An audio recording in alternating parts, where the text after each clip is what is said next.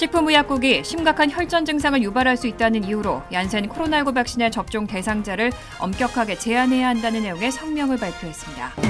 화이자의 경구용 코로나19 치료제 팍스로비드가 롱코비드 증상에도 효과가 있다는 소규모 연구 사례가 발표됐습니다. 코로나19 사태를 거치면서 학생들의 학업 능력이 전반적으로 저하된 것으로 나타났습니다. 다국적 IT 기업인 애플과 구글, 마이크로소프트가 비밀번호 없이 로그인하는 방식에 대한 지원을 확대하기로 했습니다. 지난 4일 오전 시카고 오헤어 국제공항에서는 한 항공기 탑승객이 착륙 후 활주로를 이동 중인 여객기의 비상구를 열고 날개 위로 걸어나가는 소동이 벌어졌습니다. 이상은 이 시각 주요 뉴스입니다.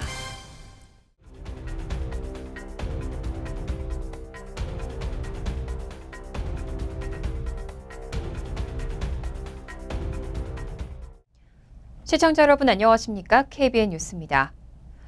식품의약국이 존슨앤존슨 계열 얀센 코로나19 백신의 접종 대상자를 엄격하게 제한해야 한다는 내용의 성명을 발표했습니다. 얀센 백신이 드물지만 심각한 혈전 증상을 유발할 수 있기 때문에 다른 백신에 알레르기 반응을 보이는 경우로 대상을 제한했습니다. 어제 FDA는 성명을 발표하고 얀센 백신이 백신을 맞은 뒤 2주일 이내에 생명을 위협할 정도의 혈전을 일으킨다는 데이터를 재검토한 뒤에 얀센 백신의 접종 대상자를 엄격하게 제한하기로 했다고 발표했습니다. 얀센 백신은 1회만 접종할 수 있는 백신이어서 코로나19 유행 초기에는 매우 중요한 방역 수단으로 평가됐습니다. 하지만 이후 얀센 1회 접종이 화이자나 모더나 백신의 2회 접종에 비해서 효과가 떨어지는 것이 입증됐고 드물기는 하지만 혈전의 발생도 계속해서 보고되면서 CDC는 얀센보다 모더나와 화이자 백신을 접종할 것을 권고해왔습니다. 올 3월 중순까지 연방 당국에서 확인한 혈전 환자는 60건으로 이 가운데 9명은 생명을 잃었습니다. FDA는 또 이날 발표 중에 얀센 백신 접종자 323만 명 가운데 1명꼴로 혈전이 발생했다고 밝혔습니다. 이에 따라 얀센 백신에는 장기간 건강을 악화시킬 가능성이 있다는 부작용에 대한 경고와 더 면밀한 감시가 뒤따르게 됐습니다. FDA의 새 지침은 얀센 백신은 여전히 다른 백신에 알레르기 반응을 보이는 사람들을 대상으로 접종할 수 있지만 추가 접종은 금지됐습니다. 이와 관련해 존슨앤존슨사는 백신을 안 맞는 것보다는 성인들의 경우 존슨앤존슨의 백신을 맞는 것이 훨씬 유리하다는 데이터를 계속 수집하고 있다고 이메일을 통해 밝혔습니다. 화이자의 경구용 코로나19 치료제 팍스로비드가 롱코비드 증상에도 효과가 있다는 소규모 연구 사례가 발표됐는데요. 심층적인 연구의 필요성이 요구되고 있습니다. 로이터 통신의 보도에 따르면 캘리포니아대 샌프란시스코 연구진은 이번 주 발표한 보고서에서 팍스로비드를 복용한 롱코비드 환자 3명에 대한 사례를 소개했습니다. 연구에 참여한 마이클 펠로소 박사는 3명 중 2명의 환자가 팍스로비드를 복용하고 롱코비드 증상이 개선되는 것을 느꼈다고 전했습니다. 나머지 1명의 경우에는 팍스로비드를 복용할 당시에는 증상이 완화되는 것을 느꼈지만 복용을 중단한 뒤 다시 롱코비드 증상을 겪은 것으로 확인됐습니다. 펠로소 박사는 그동안 팍스로비드 같은 치료제를 복용한 환자는 코로나19 증상을 완화하고 롱코비드를 예방할 수 있다는 희망적인 소식들이 나왔다면서도 아직은 100% 증명된 사실이 아니기 때문에 좀 더 심층적인 연구가 필요하다고 말했습니다. 캇 롱리 화이자 대변인은 회사가 현재 진행하고 있는 롱코비드 관련 연구는 없지만 다른 곳에서 진행 중인 임상 연구와 실제 증거의 데이터를 모니터링하고 있고 이 문제를 더 자세히 연구할 계획이 있다고 밝혔습니다. 질병통제예방센터는 감염 시점부터 4주 뒤에 보이는 증상을 롱코비드로 정의했는데 완치 판정 이후에도 장기간 이유를 알 수 없는 피로감이나 호흡곤란, 인지장애, 후각, 미각 상실 등의 후유증을 겪는 증상입니다. 네이처 자매지 사이언티픽 리포트에 지난해 8월 실린 논문에 따르면 전체 확진자 중 80%가 한 가지 이상의 장기 후유증을 겪고 있는 것으로 나타났습니다. 오는 11일 연방상원이 여성의 낙태권을 연방법으로 보호하는 법안을 표결에 붙일 예정입니다. 통과는 어려워 보이지만 민주당은 이 낙태권 문제를 11월 중간선거의 주요 현안으로 내세울 계획입니다. AP통신 보도에 따르면 연방상원은 오는 11일 여성의 낙태권을 연방법으로 보호하는 법안을 표결에 붙일 예정입니다. 낙태권을 인정한 기존 판결을 파기한다는 내용의 연방 대법원 결정문 초안이 보도된 이후 민주당이 낙태권을 입법화하려는 시도입니다. 하지만 공화당의 합법적인 의사진행 방해 수단인 필리버스터를 무력화하려면 상원에서 60석이 필요한데 민주당 의석은 친민주당 성향 무소속까지 포함해도 50석에 불과하기 때문에 통과는 어려울 것으로 보입니다. AP통신은 표결이 거의 상징적인 의미라며 민주당 의석수의 한계를 다시 보여줄 것이라고 전망했습니다. 이런 상황에 척 슈머 민주당 상원 원내대표는 이 낙태권 문제를 11월 중간선거 주요 현안으로 제기할 계획입니다. 대법원의 낙태권 축소 방침은 현재 민주당의 열세로 예상되는 중간선거의 판도를 바꿀 주요 의제로 평가되고 있습니다. 실제로 여론조사기관 갤럽의 지난해 5월 설문조사 결과를 보면 미국인의 80%는 낙태권을 지지하는 것으로 나타났습니다. 로이터 통신이 여론조사기관 입소스와 함께 조사해 발표한 최근 설문 결과에 따르면 응답자의 63%는 이번 중간선거에서 낙태권을 옹호하는 후보를 지지할 것이라고 밝혔습니다. 4월의 미국 실업률은 3월과 같은 3.6%를 유지했습니다. 시장 예측치보다는 0.1%포인트 높지만 팬데믹 직전과 비슷한 수준입니다. 앞으로 연방준비제도가 두세 차례 금리를 인상하겠다는 계획에 일단 노동시장은 충분히 탄탄하다는 평가가 나옵니다. 오늘 블룸버그에 따르면 노동부는 4월 실업률을 시장 예상치 3.5%보다 0.1%포인트 높은 3.6%라고 발표했습니다. 지난달과 같은 수치이자 코로나19 팬데믹 직전인 2020년 2월 3.5%와 비슷한 수준입니다. 당시 기록한 3.5%의 실업률은 직전 50년간 가장 낮았습니다. 농업 분야를 제외한 일자리를 뜻하는 비농업 부문 고용자 수는 4월 42만 8천 개를 기록했습니다. 3월에 43만 1,000개보다는 적지만 시장 예측치였던 38만 개를 훌쩍 뛰어넘는 수준입니다. 이렇게 시장의 예상을 넘는 수치가 나오면서 미국 비농업 부문 고용자 수는 12개월 연속으로 40만 개를 넘어섰고 1939년 이후 최장 기록을 세웠습니다. 다만 15세 이상 모든 근로가능 인구 가운데 현재 일을 하거나 일자리를 구하고 있는 경제활동 참가율은 4월 62.2%로 전월 대비 0.2%포인트 떨어졌습니다. 4월 들어 회복세가 꺾였다는 점은 연준 입장에서 아쉬운 대목입니다.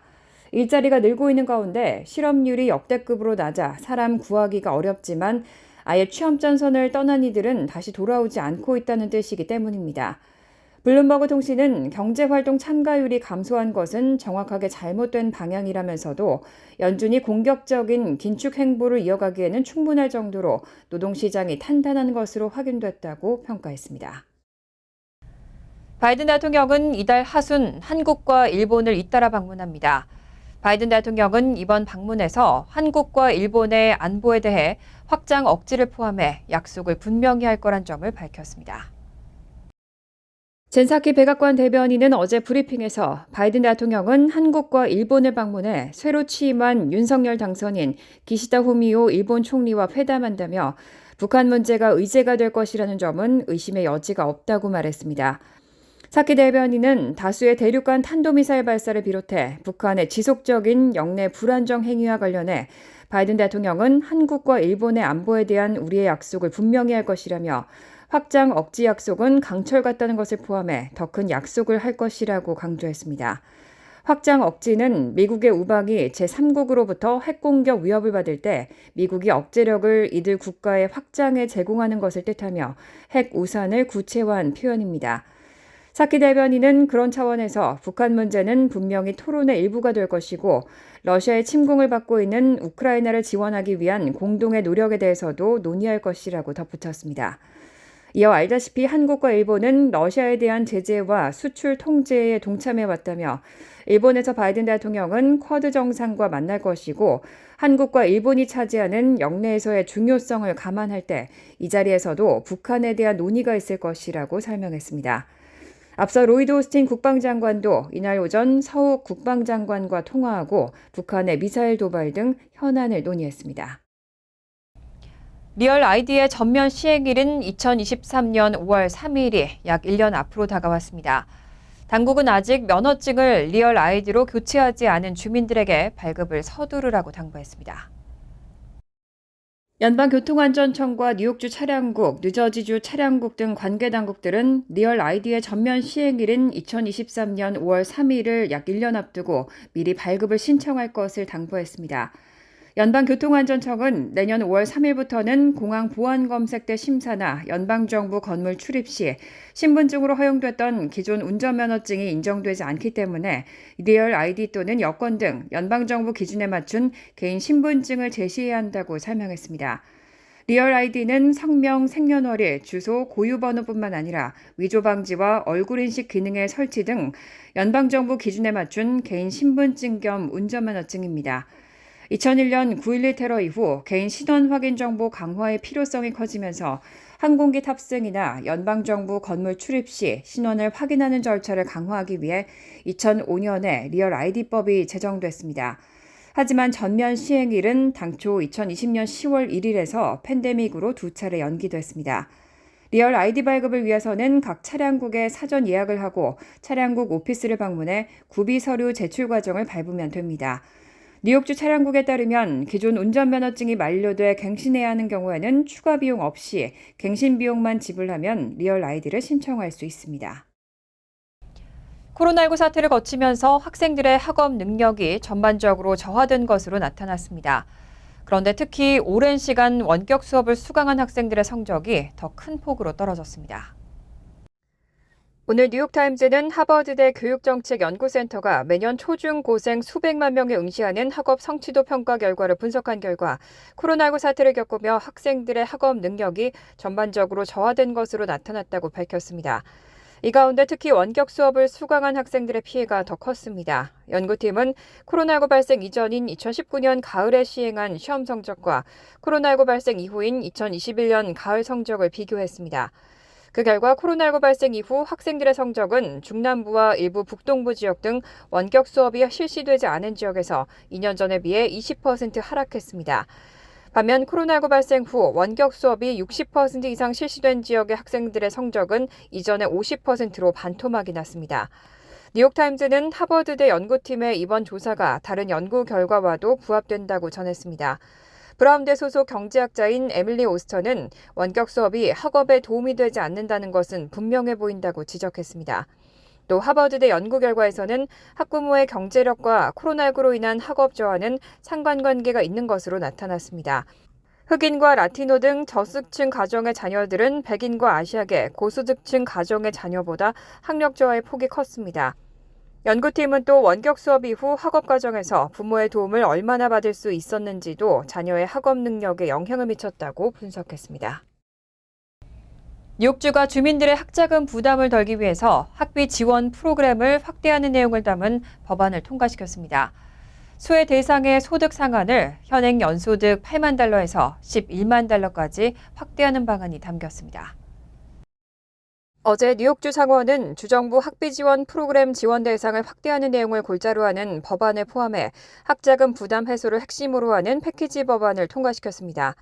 특히 주정부 학비 지원 프로그램 확대의 경우 소외 대상의 소득 상한을 현행 가구 연소득 8만 달러에서 11만 달러까지 확대하는 내용을 골자로 하고 있습니다. 법안을 발의한 토비앤 스타비스키 주 상원 의원은 성명을 통해 저소득층에 국한됐던 수혜 자격을 중산층 가정까지 포함시키게 됐다고 밝혔습니다. 주정부 학비 지원 프로그램은 뉴욕 주립대와 뉴욕 시립대, 비영리 대학의 파트타임 학생에게 최대 5,665달러의 학비 지원금을 지급하는 프로그램입니다.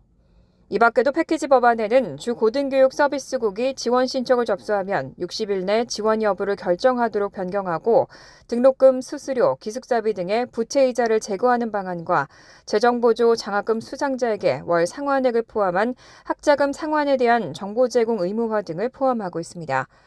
뉴욕주 하원도 민주당이 절대 다수당으로 장악하고 있고 법안은 이미 캐시 호컬 뉴욕 주지사의 지지를 받고 있기 때문에 무난하게 법제화될 것으로 전망됩니다. 한편 레티샤 제임스 뉴욕주 검찰총장은 지난 4일 바이든 대통령에게 서한을 보내고 연방정부 차원 학자금 대출의 완전 탕감을 촉구하는 서한을 보낸 것으로 알려졌습니다. 대표적인 다국적 IT 기업인 애플과 구글, 마이크로소프트가 비밀번호 없이 로그인하는 방식에 대한 지원을 확대하기로 했습니다. 앞으로 지문이나 얼굴 인식, 핀 등을 통해 인증하는 방식이 한층 쉬워질 것으로 보입니다. 애플과 구글, 마이크로소프트는 어제 발표한 공동 성명에서 더 안전하고 모두가 사용 가능한 웹을 만들기 위한 공동 노력 차원에서 파이도 얼라이언스와 월드와이드웹 컨소시엄의 비밀번호 없는 로그인 표준을 위해 지원을 확대하기로 했다고 발표했습니다. 파이도란 신속한 온라인 인증을 뜻합니다. 2012년 설립된 파이도 얼라이언스는 암호 인증 의존도를 줄이고 빠르고 안전한 온라인 신원 인증을 위해 관련 기술 표준을 마련하고자 하는 기업 연합체입니다. 월드와이드 컨소시엄은 웹 표준을 개발하는 국제 컨소시엄입니다. 3사는 앞으로 고객들은 기기와 플랫폼을 통해 웹사이트와 애플리케이션에서 일관되고 안전하며 간편하게 비밀번호 없이 로그인할 수 있게 될 것이라고 설명했습니다. 이에 따라 사용자는 지문이나 얼굴 인식, 핀 등을 통해 인증하는 방식이 더 수월해질 전망입니다. 이날 발표 내용이 구현되면 앞으로 사용자는 계정별로 일일이 등록할 필요 없이 여러 기기에서 파이도 로그인 자격에 자동으로 접근할 수 있게 됩니다. 이날 발표된 새로운 기능은 내년께 애플과 구글, 마이크로소프트의 플랫폼에 도입될 것으로 전망됩니다. 지난 4일 오전 시카고 오헤어 국제공항에서는 한 항공기 탑승객이 착륙 후 활주로를 이동 중인 여객기의 비상구를 열고 날개 위로 걸어 나갔습니다. 이후 경찰이 출동하는 소동이 벌어지면서 해당 여객기의 게이트 도착 시간이 20여 분 지연됐습니다. 어제 시카고 경찰은 오전 4시 30분께 시카고 오헤어 국제공항에서 샌디에이고발 유나이티드 항공 2478편 탑승객 1명을 체포했다고 밝혔습니다. 경찰에 따르면 이 탑승객은 해당 여객기가 활주로에 착륙해 게이트로 이동하던 중에 갑자기 여객기의 비상구를 열고 날개 위로 걸어 나갔습니다.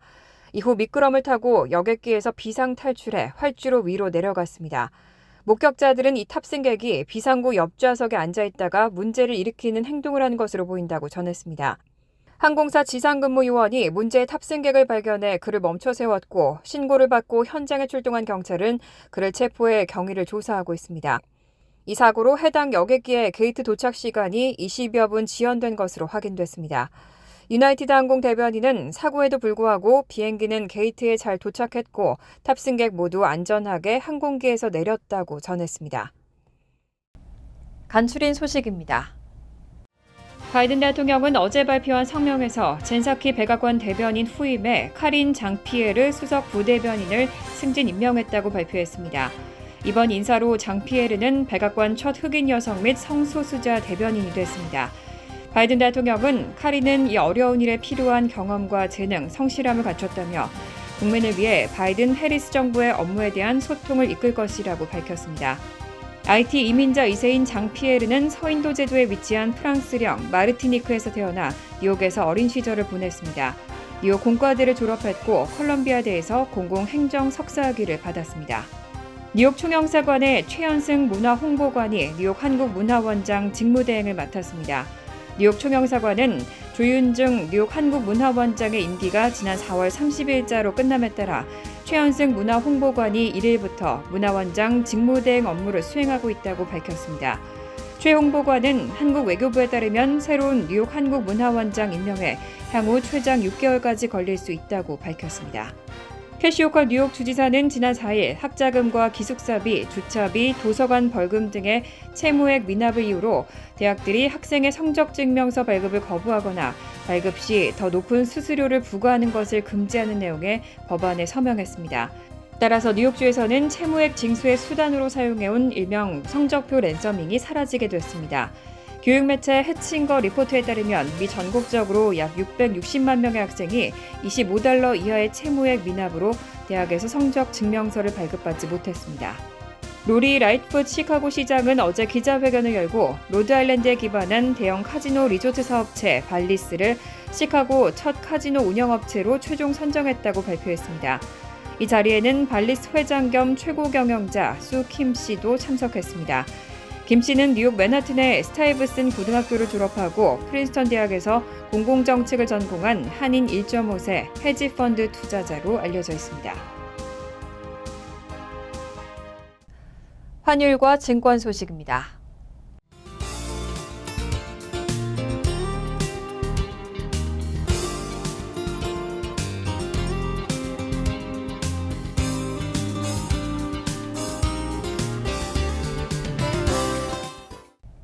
이어서 날씨입니다.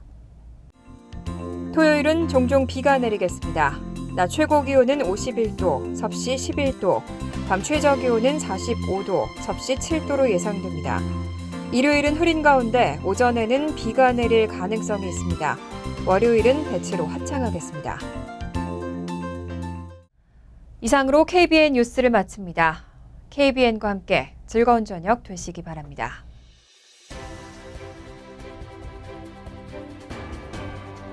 미 동부 최대 한인방송 KBN이 제작하는 KBN 뉴스는 웹사이트 mykbn.com 그리고 유튜브와 페이스북에서 다시 보실 수 있습니다. 좋아요, 구독, 알림 설정은 뉴스 제작에 큰 도움이 됩니다.